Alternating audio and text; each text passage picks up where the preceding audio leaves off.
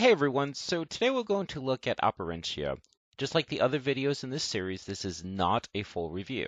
Instead, we're going to examine just one aspect of this game and see how it affects the overall game and what we could learn about game design. The reason why I do these is we all have games that we like or dislike, but sometimes it's difficult to verbalize exactly what it is that we like or dislike or exactly what makes the game work. And if we can't fully understand what we like or why we like it, then translating that into a game of our own design is that much harder. So let's start. One of my great laments about the current state of gaming is how turn-based RPGs have become marginalized. Some of my favorite memories of gaming involves these types of games, and yet we get so few of them now. However, before the flow of RPGs dried up, they went through this weird period of automation. You would control one character and the others would be on autopilot. You might be able to switch between them, but as soon as you did, the one you relinquished control of would become autonomous. So you only really controlled one at a time. This shift might have been to try to make the games a little more action oriented, but I think there was at least in part something else going on too.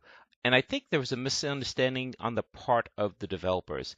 Both old school RPGs and even recent offerings like Dragon Quest XI and Battle Chasers, they employ a menu-based system, and there are few things as repetitive as menu surfing. Some choices might have been 3 or 4 choices deep, so for every action you would need to navigate through multiple menus. So even if you enjoy the micromanagement, which is really key to coming up with a strategy, so even if you enjoy that in an RPG, you spent an immense amount of time making selections in the menu. So the decision making is fun, but the menu entry of selections, not so much. Fortunately, there is a modern solution, and that brings us to Operencia. So it is also a turn-based RPG. You travel through dungeons in a first-person point of view and engage in battles also in a first-person point of view. And you have full control of the actions taken by your party members. No automation here, you are in control. Overall, I'm really enjoying it very much. So what I'm leading to is how Operencia connects this ability that allows the micromanagement of the battle and to be able to engage in thoughtful strategy and yet not navigate so many menus that you feel like you're performing data processing in an Excel spreadsheet. So what it does is it borrows elements of the UI from MMOs and action dungeon crawlers. Specifically, it utilizes a skill tray. So in the lower left corner of the screen, there are several small translucent boxes. Each one can have a skill associated with it, such as melee, ranged, magic, heal. There's a corresponding icon in the tray that can be activated just by moving the tray-bound cursor. So you have this little square that you can navigate back and forth along the skill tray, and you move it over the icon and you select.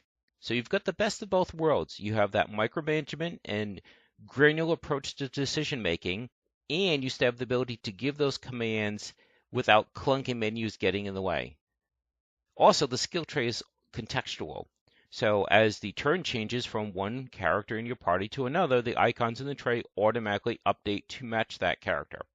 Also, when you have a skill selected in the skill tray, you'll get a little pop-up that, in addition to giving you the name of the skill, it gives you other information. It gives you, say, is it an individual attack or is it a group attack? How much mana does it take? Is there a cooldown? Certain other attributes like that.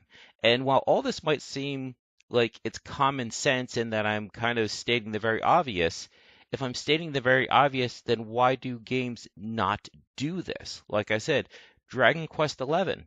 Who knows, maybe they were intentionally trying to be retro, but it still used menus. Same thing for Battle Chasers. Now, they were a little bit of a hybrid. Yes, they used menus, but they did put graphics in the menus to at least make them look a little more visually appealing, but still, it was still menu surfing. So I'm not sure why more. First of all, I'm not sure why there aren't more RPGs to begin with, but I'm not sure why they haven't engaged in this kind of borrowing from other genres, because it's a perfect fit. It really does. So it gives you that granular control. It gives you that ability to come up with strategy and you not get bogged down by all that menu surfing. Okay, so I think that's about it for this one. Again, like I said, wasn't meant to be a full review.